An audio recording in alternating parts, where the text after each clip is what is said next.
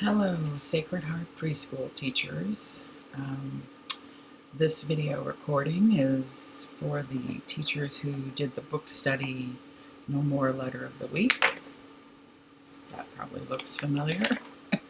But I did want to say hello and how are you doing? And by now you've read my letter to you, so hopefully the process by which you'll get your TRIS credit is clear and all of that. But I really just wanted to start the video by saying hi and thanking you again for your great submissions under really tough circumstances in the spring. Oh my gosh.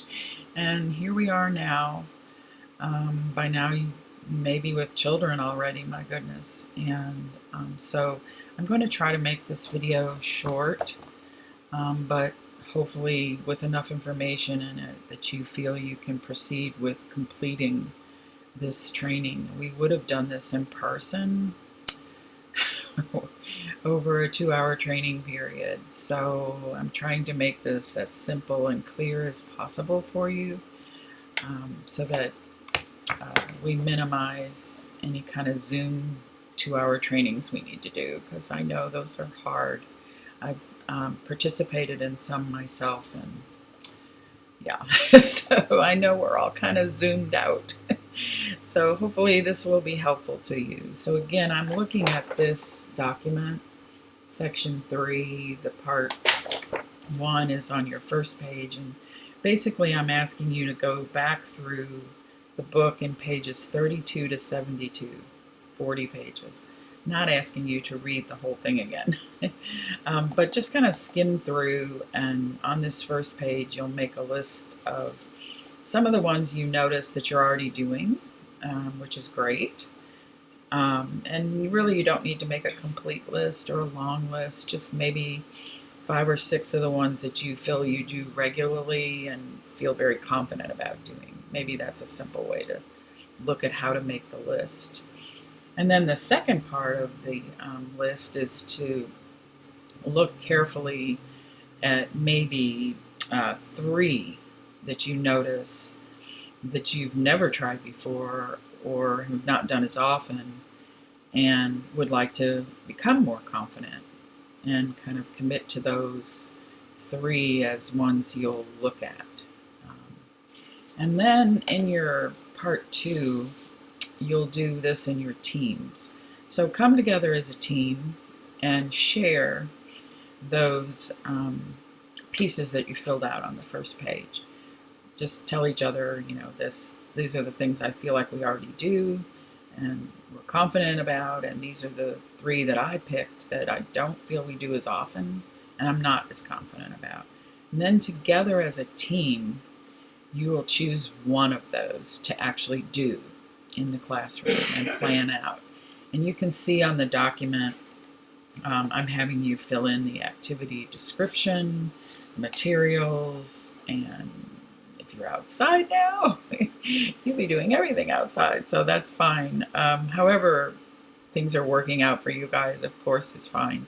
So know that I'm not going to look at these and, quote, score them as much as just check off that you did them. So hopefully that'll help you feel real relaxed and not feel any anxiety about this at all. This is just a documentation of what you already do, basically, or new things you want to try.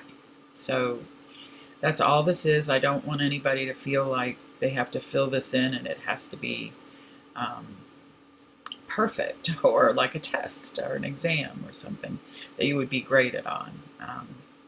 So just fill those things in to kind of organize it for your team.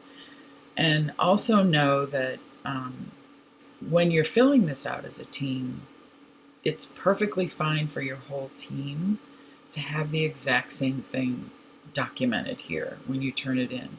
But each individual from the team has to submit this to me in order for me to give you TRIS credit. So I just want to be really clear about that. Again, not looking to grade this, not looking to score it at all, just to read about it.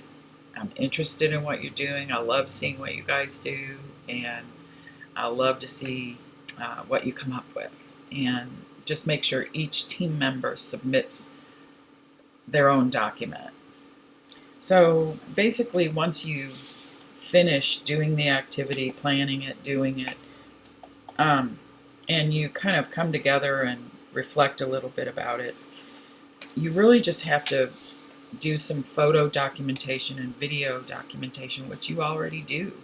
So that's really all you need to submit to me. I do have in the final section that you maybe want to make a list as a team of what 5 or 6 things that you think might be the most important ones to communicate to parents about that you're doing differently. And who could have predicted that we would be communicating with parents so much about what we're doing differently? So adding this to the mix of that with documents that, or excuse me, documentation that includes videotapes and photographs should be reassuring. Something I think will happen for parents, at least I've seen it happening in my own relationship to parents in the community, is that with the escalation of anxiety around the obvious things that people are worried about, which are many things, understandably, parents are even more nervous and will have very different responses about what that means in terms of their children's education. So what I'm finding is that parents who have children who are of the age that they can learn things like the alphabet or numbers, all the things that parents care about.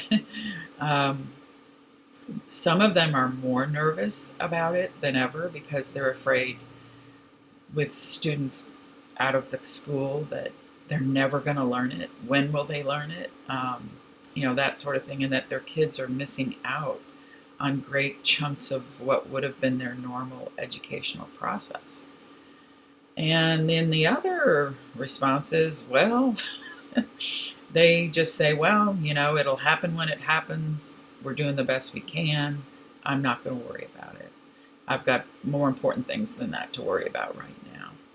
Not more important things than their children, but more important than their very young children acquiring academic skills.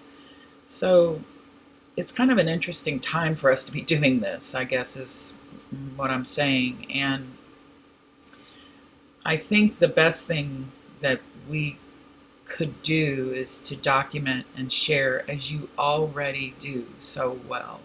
So this will just be building upon what you're already doing, but sharing with them some new ways you're working with phonetic, phonemic, and alphabet awareness. So if we can stress to parents that we're sharing how we're doing it, that might look a little different than they've experienced in the past, I think that will be very reassuring for the ones who are more worried than ever. And for the ones who are pretty relaxed about it, who have that second response, they'll just feel informed and be happy about that. So I hope this little video will be helpful for you in thinking about how you want to put this together. But if there's any questions or anything at all I can do, I can always hop on a phone call or a Zoom call, and we can do that as well. But hopefully this will be really easy for you because it's just documenting what you're already doing. All right. Good luck. Hugs from a distance. And hopefully I'll see you guys on a Zoom call or Zoom training in September. But I'm happy to do it sooner if needed.